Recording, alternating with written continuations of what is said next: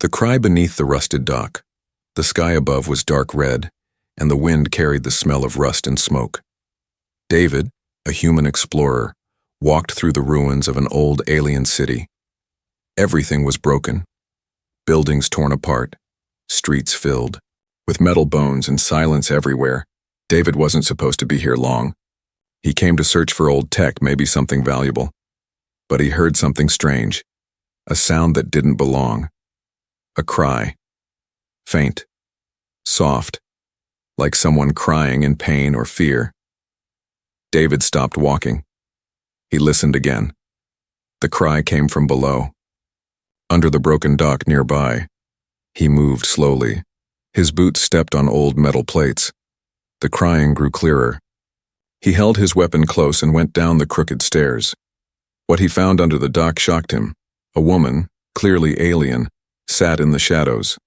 Her silver-blue skin was dirty, her long black hair tangled.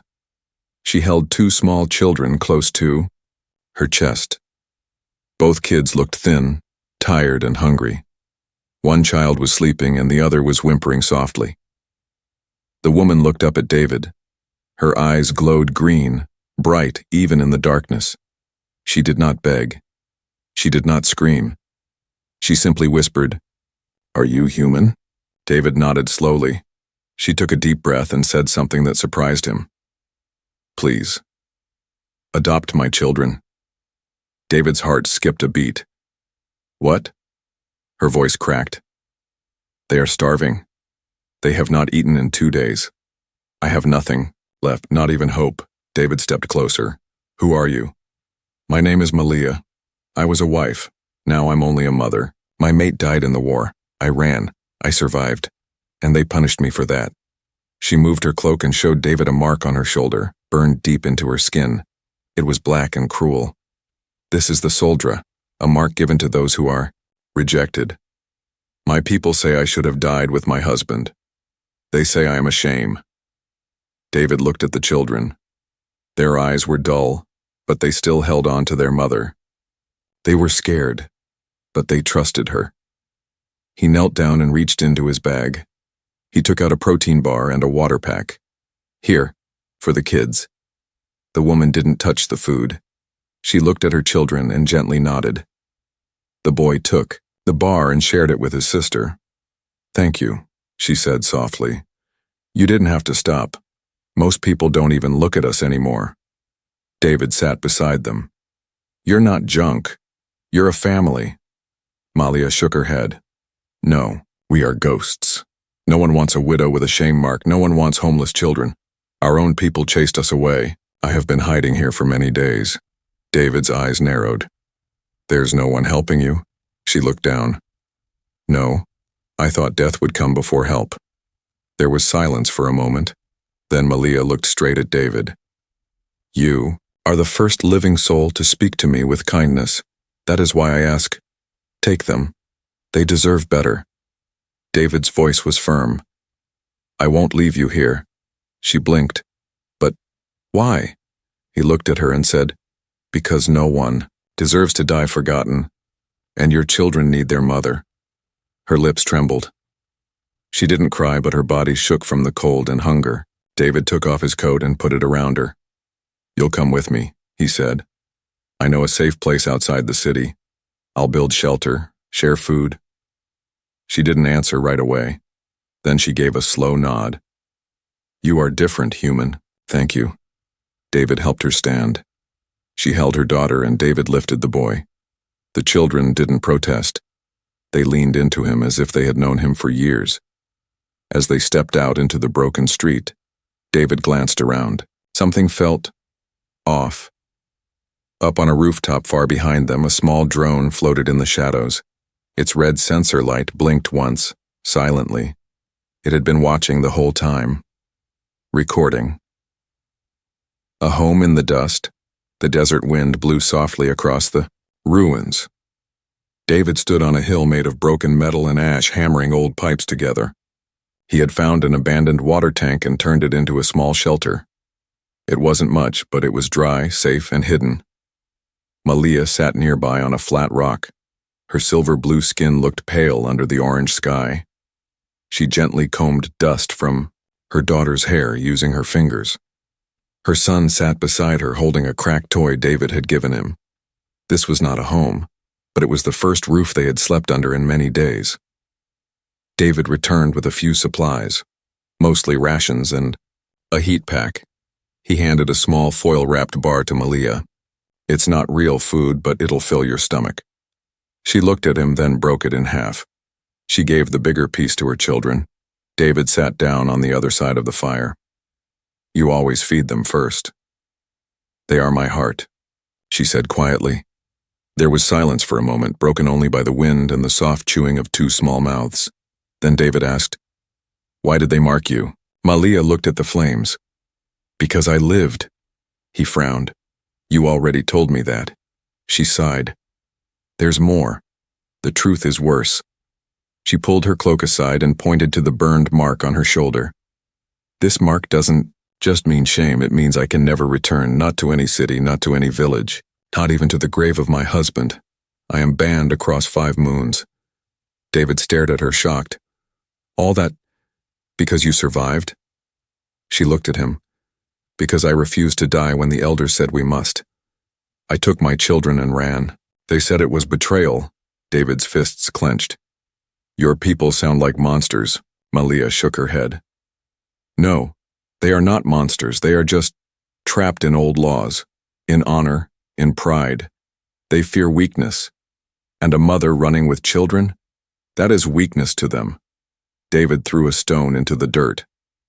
"Then maybe they should fear humans instead." Malia tilted her head. "Why did you help us, David? You don't even know me." He looked up at the sky, stars beginning to appear. "Because the moment I saw you holding those kids, I saw something I couldn't walk away from. It didn't matter what species you were a mother. And they were hungry." Malia didn't say anything, but her eyes shined. That night, the children curled up inside the tank shelter. David stayed outside, sitting against the wall, his rifle beside him. Malia came out, quietly, and sat near him. "I'm not used to silence anymore," she said. "For weeks it was only crying and fear." He nodded. "Silence is better than screams." She looked at him. "You speak like someone who's lost things too." David didn't respond right away. Then he said, "I lost my brother in a fire. Long ago. I couldn't save him." Malia placed her hand gently on his arm. "Then maybe saving us is how you heal." Far above in the sky, a drone floated in silence. It zoomed in on the small campfire, marking heat signatures. Then it blinked, sent a signal, and vanished behind a broken spire. Deep in space, a ship received the data. The signal read, "Widow found, human companion detected, prepare interception." The next morning, the little girl ran into David's arms. "I dreamed you were our real papa." David smiled gently. "Maybe dreams know the truth before we do." Malia watched them from a distance. Her heart ached in a new way, not from fear, not from hunger, but from something she had forgotten she could feel. Hope. The mark of rejection. The sun rose slowly, casting golden light across the broken city. Malia stood alone at the edge of a dry cliff. Below her, sharp metal ruins stretched for miles, like the bones of a dead beast. The wind brushed her long black hair behind her. Her cloak danced in the cold morning air. She didn't speak. She just stared into the dust. Behind her, David watched silently. He could feel her sadness. He had seen that look before, in soldiers, in survivors, in the mirror. "Malia," he said gently, "you don't have to hide anymore." She turned slowly. "I am not hiding, I am remembering." David walked up beside her. "Then remember with me." Later that morning, David and Malia sat under the shelter, the children nearby building little towers with scrap metal.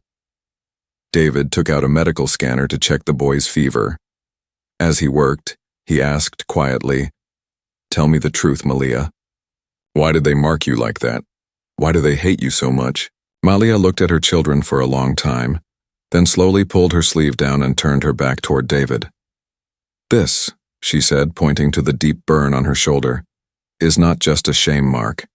It is called the Talgir, the mark of the rejected mother." David looked closely. The scar formed a cruel symbol. 3 sharp lines crossing over a circle. It looked painful, raw, and permanent. "They gave this to me after the war," she said. "Not because I ran. Not just because I lived, but because of what I refused to do." David asked, "What do you mean?" Malia took a breath. "When our colony was under attack, the elders gave a final command. Leave the weak behind, save the warriors. I was told to leave my children." David's face twisted in disbelief. "They ordered you to abandon your own kids?" She nodded.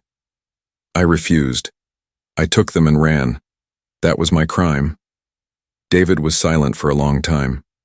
"They told me I was selfish, that a mother who chooses her children over the colony is no mother at all." He stood up slowly, trying to calm the anger rising in his chest. "That's not selfish, that's what a mother is supposed to do." Malia looked away. "To them, duty is bigger than love. Honor is more important than life." David stepped closer and said, "Then their honor is worthless." She looked back at him, surprised. He knelt beside her and said, "You didn't fail. You didn't break. You did the bravest thing any parent could do. You protected your children when everyone else gave up." That night, Malia took something out of her pouch, a small black stone with a single red line across it. "This belonged to my mate," she said. "He gave it to me before his final mission. It was his token of bond. We call it a Varn stone." David nodded. "What does it mean?" She stared at it. "It means I will return or you will carry me forward." She placed it gently on the ground between them. "I never thought I'd show this to anyone again." David looked into her glowing green eyes. "Then I'm honored you did." The children slept close together inside the shelter. David and Malia sat outside, the stars blinking above like slow teardrops in the sky. She whispered, "Sometimes I wonder if my people will ever stop hunting me. If they'll ever stop seeing me as a threat." David replied, "You're not a threat to them, Malia. You're a mirror. You remind them of what they lost, and what they never had the courage to protect." She looked down. "And you, David? Why do you stay?" He answered simply, "Because someone needs to tell you the truth. That you're not broken. You're rare. You're right." Malia closed her eyes for a moment and smiled. Far above, in the black of space, a red alert blinked on a hunter ship. The drone had locked onto Malia's exact location. A voice crackled on the comms. "Target confirmed. Widow Malia and 2 offspring. Human contact confirmed. Prepare for ground engagement." The hunters were coming, and they weren't coming to talk. The city that hates the weak. The wind had changed. It smelled different now. Less like dust, more like danger. David noticed it first as they neared the edge of the ruins. He held up a hand. "Stop. Something's not right." Malia stood behind him with her children. Her son clutched her hand, and her daughter hid behind her cloak. They were close now, just a few hundred meters from the alien outpost. The only place nearby with supplies, the only place that might help them, but also the only place Malia swore she'd never return to.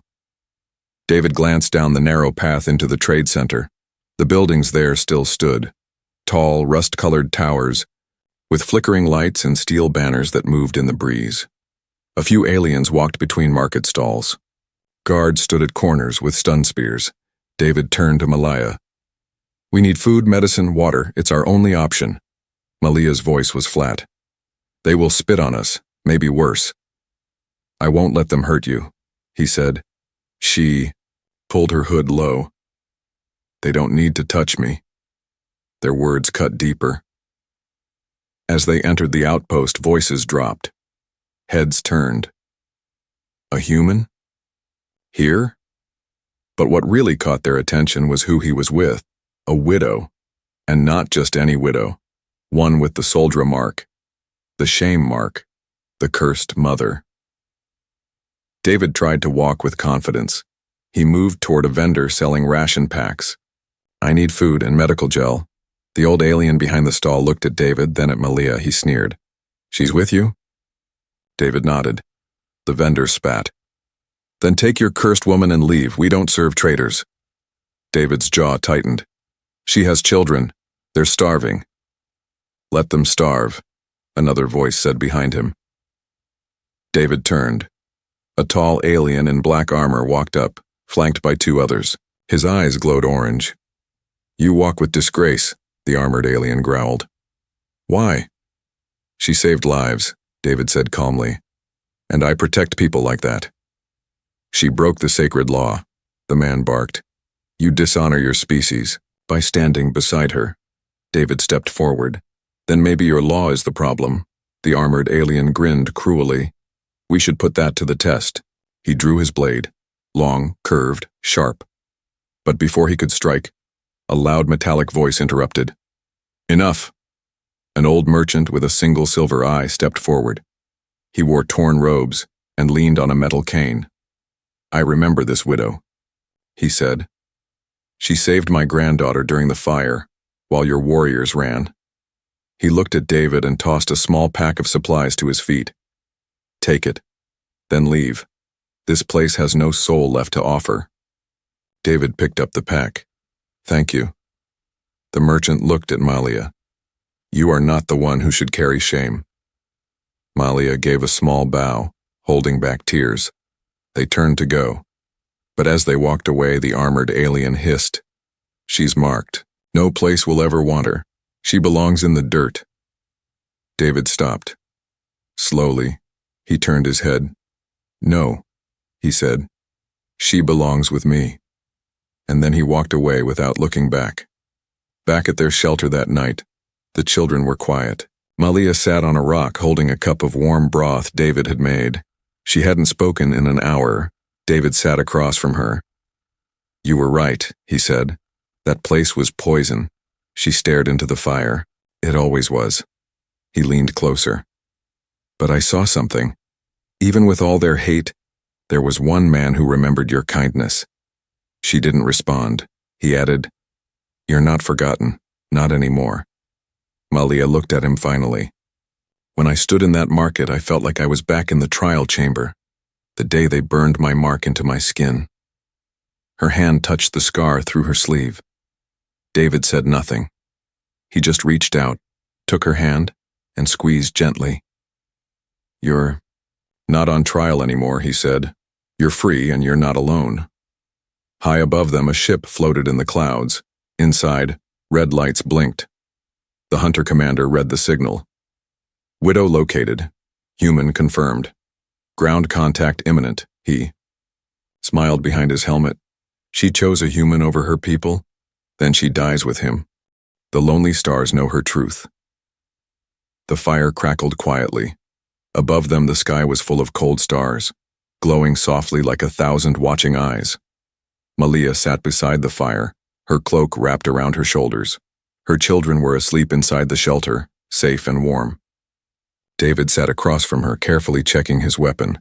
They had food now, medicine, a little peace. But something inside her still felt broken. David noticed the faraway look in her eyes. "You're not really here," he said softly. Malia blinked. "I'm here." "No," he said. "Your body is here. Your mind is still back in that city. Back in the past." Malia looked into the fire. "You're right," she said. "I carry ghosts." David waited. Then Malia reached into a hidden pocket inside her cloak. She pulled out a small black crystal no bigger than her palm. It shimmered faintly in the firelight. "What's that?" David asked. "My husband's memory stone," she said. "He left it with me before his final mission. I've never activated it. I was afraid." "Afraid of what?" David asked. She stared at the stone. "Afraid it would prove I failed him, that I wasn't strong enough to deserve his last words." David's voice was gentle. "Do you want to hear it now?" She held the stone tight, then gave a slow nod. David came over and sat beside her. Together, they pressed the stone. A warm glow lit up, and a voice spoke. Malia, my heart, if you are hearing this, I am gone. Her hands trembled. I fought with all my strength, but if I fell, I did it to give you and the children a chance. Tears ran silently down her face. They will call you weak. Let them. They do not understand the courage it takes to carry life instead of taking it. You were never weak. You were always better than them. David sat still, eyes wide. Live, Malia. Live for our children. Find peace. If anyone ever sees you, as less, they are blind. The stone dimmed and fell silent. Malia didn't speak. She curled forward and wept. David wrapped his arm around her, letting her cry without shame. After a while, she whispered, I thought I failed him. David replied, You honored him. You carried his love through fire and ash. And you never gave up. Malia looked at the stars. I feel like I can breathe for the first time in years. Later that night, the children woke. They saw David and Malia sitting together and smiled.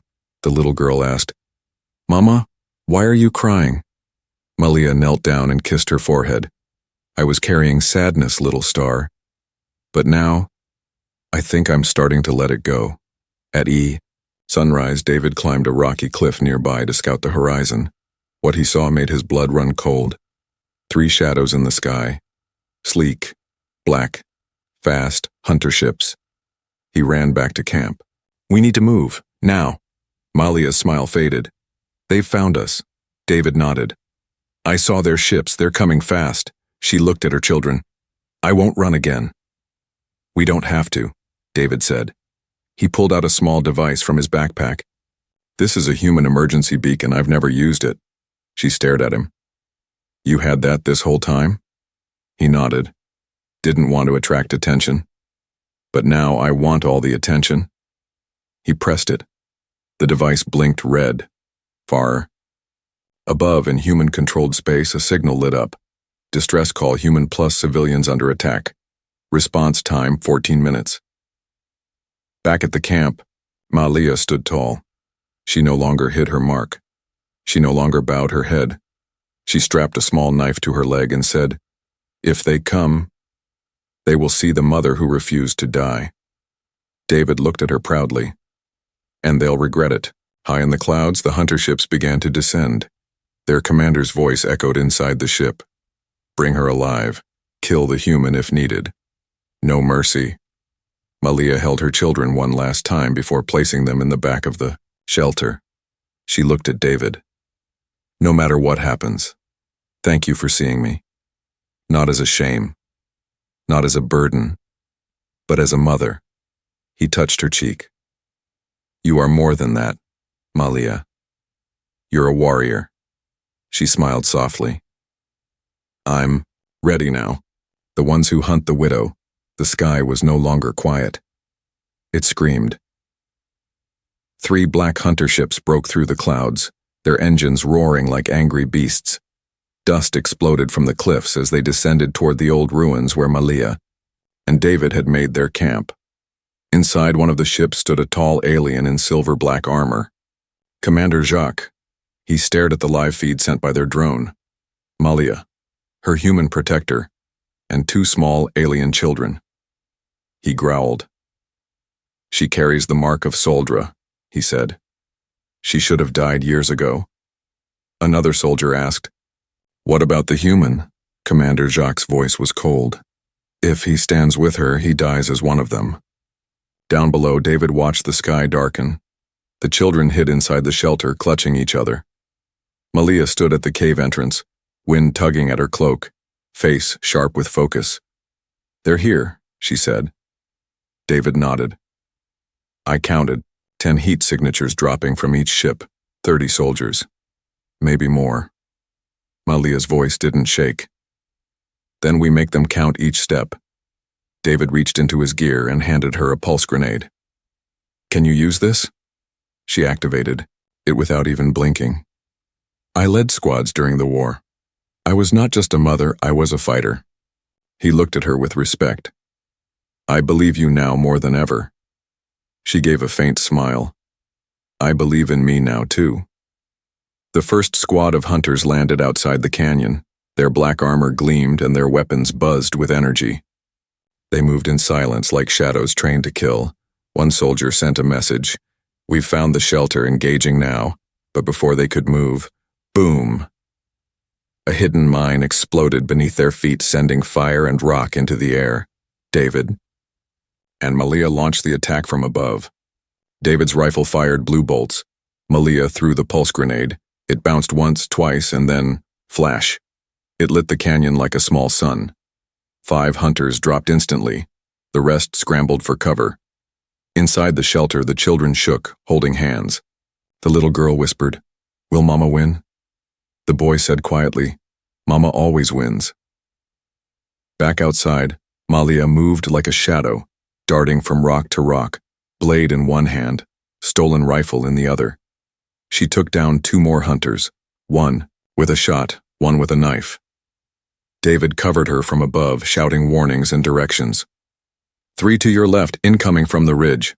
Malia rolled and dove, shooting up at the ridge and hitting one square in the chest. The battle was chaos. But something was wrong. David's emergency beacon was still blinking, but no help had come yet. Commander Jacques dropped into the canyon, himself. He stepped over the bodies of his soldiers and marched toward the battle without fear. Malia saw him and froze. She remembered him. He was my commander once, she said to David, breath shaking. He gave the order to leave the children behind. I disobeyed. Jacques' voice echoed across the rocks. Soldra, you disgrace your people again by hiding behind a human. Step out and face your justice. Malia stepped forward. I am not hiding, she said. I'm standing for what matters, Jacques growled. Then die for it. He charged. The fight was brutal. Jacques was bigger, stronger, and faster. Malia blocked his strikes with her blade but stumbled as he slammed into her. David fired from above, hit Jacques in the side, but the armor held. Jacques knocked Malia down and raised his blade for the final blow. Bang! A sniper shot echoed. Through the canyon, Jacques' shoulder exploded in sparks. He roared in pain and fell back. David looked up. Human dropships were finally breaking through the clouds. Reinforcements. Human soldiers landed fast. Clean armor, high-tech rifles. In seconds, they surrounded the remaining hunters. The tide turned instantly. The hunters were outnumbered, outgunned, and shocked. They fled. Jacques was dragged away by 2 of his warriors, his armor sparking. When the dust settled, David rushed to Malia's side. She was bleeding but alive. You okay? He asked. Malia smiled weakly. You called your people. He nodded. I told you, you're not alone anymore. That night the children slept in real beds aboard the human medical ship. David sat beside Malia, who now wore clean clothes and had her wounds treated. She looked at him. You risked everything for us. He replied, You did that for your children before I ever met you. I just followed your example. She took his hand. I want you to stay, not just as a protector, but as something more. David squeezed her hand. I was hoping you'd say that. The vow beneath alien skies. The stars had never looked so bright. The battle was over. Smoke still rose from the canyon, but the silence now was peaceful, not deadly. Malia stood at the edge of the cliff, wrapped in a clean human blanket, her silver blue skin glowing softly in the moonlight. Her eyes were fixed on the sky. Behind her, David stepped out of the medical tent. His arm was bandaged, and dust still clung to his face, but his eyes were warm. She's awake, the nurse had told him, and asking for you. He walked toward her slowly. You should be resting, he said gently. She didn't turn around. I couldn't sleep. The stars feel different tonight. David stood beside her, staring up too. They feel more alive, he said. No, she whispered. I feel more alive." They stood in silence for a while. Then Malia spoke again. "I thought I would die hunted, that my children would grow up afraid, never knowing safety, never knowing kindness." David looked at her. "And now?" She turned toward him. Her eyes shimmered with emotion. "Now I believe in tomorrow." Down below, the children played in the soft dirt with other human kids from the medical ship. They were laughing. For the first time since David had met them. They were laughing. Malia watched them with wonder. "They're different already," she said. "They're not afraid anymore." "Because they see how strong their mother is," David said. She looked at him. "No, because of you." David didn't speak for a moment. Then he said quietly, "You saved them first. You ran when they told you to leave them. You carried them through fire and hunger. You kept going even when the galaxy turned its back." She smiled faintly. "I kept going because of love." He nodded. "And now, I'd like to give them something back." He took her hand. Malia looked down at their joined fingers, surprised by the calm in his touch. "What are you doing?" she asked, voice soft. David stepped closer. "I'm asking for something impossible." She tilted her head. "I know I'm human," he said. "I know I'm not from your world, your customs, your tribe. But I want to stay. Not just as a friend or a protector. I want to be part of your family." Her eyes widened. "You mean—" "I want to be their father," he said. "And your partner, if you'll let me." For a long second she said nothing. Then slowly, she placed her palm on his chest. "You are already their father, David," she whispered.